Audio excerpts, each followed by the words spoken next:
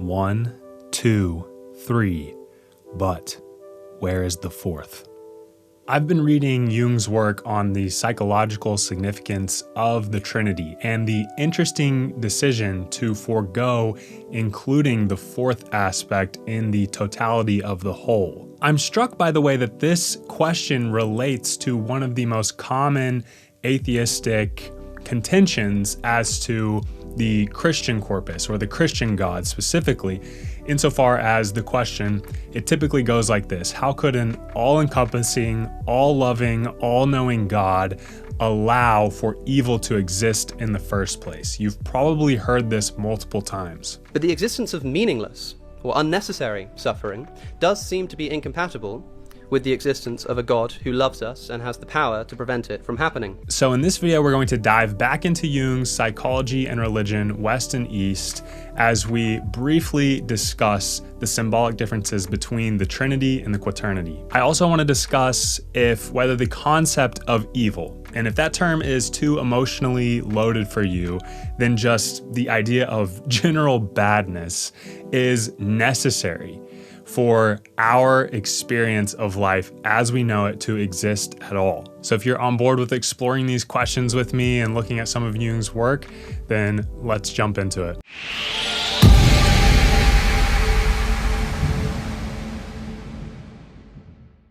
Let's open up with a quote from paragraph 291. "We naturally boggle at the thought that good and evil are both contained in God, and we think God could not possibly want such a thing. We should be careful, though, not to pare down God's omnipotence to the level of our human opinions, but that is just how we do think, despite everything. Even so, it would not do to impute all evil to God. Thanks to his moral autonomy, man can put down a sizable portion of it to his own account. Evil is a relative thing, partly avoidable, partly fate, just as virtue is, and often one does not know which is worse. Good and evil are simply the moral aspects of this natural polarity. All aspects of our emotional, even perceptual experience of life are contingent on the relative experience of our current state of being. We could take that conversation in many different directions, but I want to at least try to stay on topic in a general sense in the effort of presenting a point. We feel joyous when we experience more happiness, more elation than we do on average. And on the other side of things, we feel sadness whenever we have more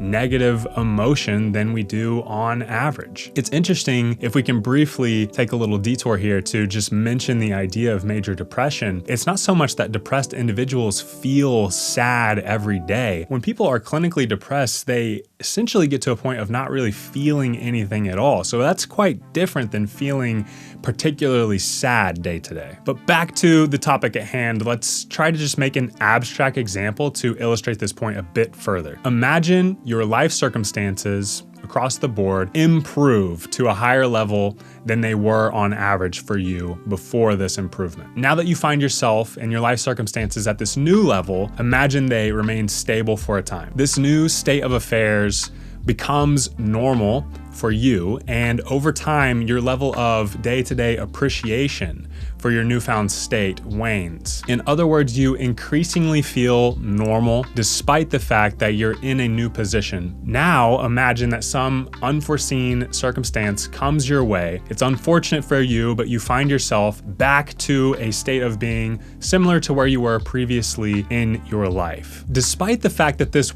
was your normal in the past, compared to where you just were, this feels like a significant loss. Great news though, you hit a streak of good luck and you find yourself back to your previous state of good fortune. You now feel elated to be back here, even though this at a certain time in your life was normal as well. And you feel this way, you feel this happiness until it becomes your new normal, and then you feel relatively average again. The point we are illustrating here is that without the possibility, the reality even of misfortune, fortune would not exist at all. If the idea of bad didn't exist, it's not as though you would feel good all the time. In fact, you wouldn't feel anything at all. The reality that we experience of feeling, having the capacity to feel at all, requires this polarity between good and bad to exist a priori. This is what strikes me as naive when people suggest that they wish only good existed, or when they wish that God or the creator of the universe or Mother Nature, whatever they want to call it, they wish that it had never created anything bad by their own definition and that it only created good things. Yet, as we've said, if this were the case, then no good would exist either. One simply cannot exist without the other. And it may take a little bit of time pondering this question and thinking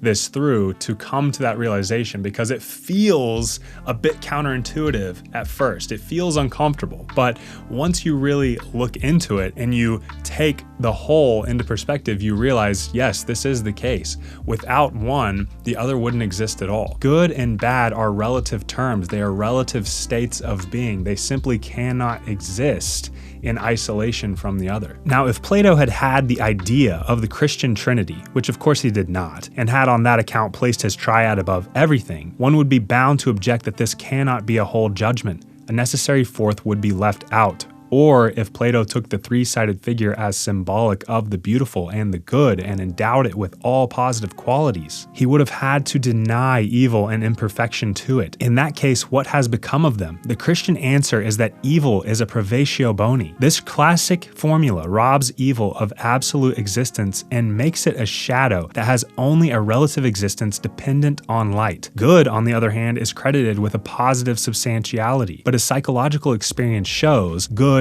and evil are opposite poles of a moral judgment which, as such, originates in man. A judgment can be made about a thing only if its opposite is equally real and possible. The opposite of a seeming evil can only be a seeming good, and an evil that lacks substance can only be contrasted with a good that is equally non-substantial. Although the opposite of existence is non-existence, the opposite of an existing good can never be a non-existing evil, for the latter is a contradiction in terms and opposes to an existing good something incommensurable with it. The opposite of a non-existing negative evil can only be a non-existing negative good. If therefore evil is said to be a mere privation of good, the opposition of good and evil is denied outright. How can one speak of good at all if there is no evil? Now let's discuss this problem of the denial of evil a bit further. One of the toughest roots of all evil is unconsciousness, and I could wish that the saying of Jesus, "Man, if thou knowest what thou doest, thou art blessed, but if thou knowest not, thou art accursed and a transgressor of the law," were still in the Gospels, even though it has only one authentic source. It might well be the new motto for a new morality. This quote relates to the necessity for the integration of the shadow in the overall process of individuation. Further, it relates to the missing fourth that we mentioned at the beginning of this video. To explore that further, we have to take at least a brief look at the idea of the Trinity, the symbol of the Trinity. The Trinity,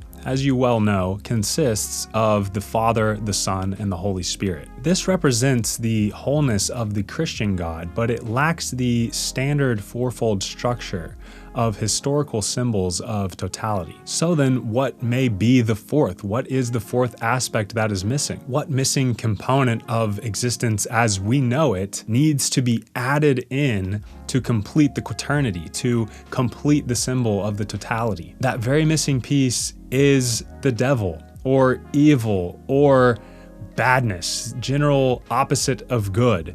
That is what we are missing. This missing piece exists alongside its counterpart. By adding this fourth element back into the symbol, we complete the Quaternity and we satisfy the requirements for a symbol of totality. This makes sense on an intuitive or psychological level, but you may feel compelled to ask why these sorts of conversations tend to go in the direction of religious dogma in the first place. Religion is a revealed way of salvation. Its ideas are products of a pre-conscious knowledge which always and everywhere expresses itself in symbols. Even if our intellect does not grasp them, they still work because our unconscious acknowledges them as exponents of universal psychic facts. For this reason, faith is enough if it is there. Every extension and intensification of rational consciousness, however, leads us further away from the sources of the symbols and, by its ascendancy, prevents us from understanding them. That is the situation today. One cannot turn the clock back and force oneself to believe what one knows is not true, but one could give a little thought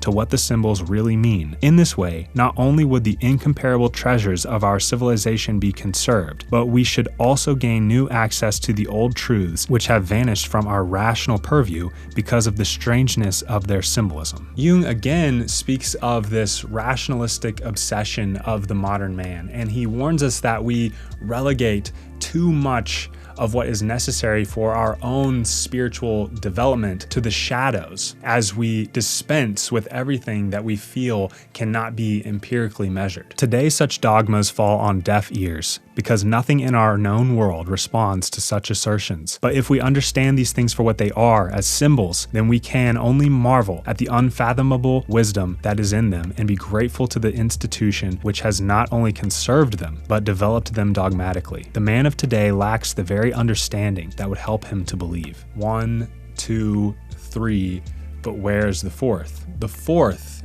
as we have found, is all around us, or worse perhaps still, within us. We are perpetually caught between good and evil, praying to move beyond. It is this condition, this tension between the two opposite poles of good and evil that provides our life with the very meaning that we seek. I hope you enjoyed this video and perhaps it stirred up some of your own thoughts on the topic. If that is the case, then I would love to hear from you in the comments down below. As always, I really appreciate you taking your time to hang out with me as we discuss these various books and topics. I hope that you do have a great rest of your day, and I'll see you in the next one.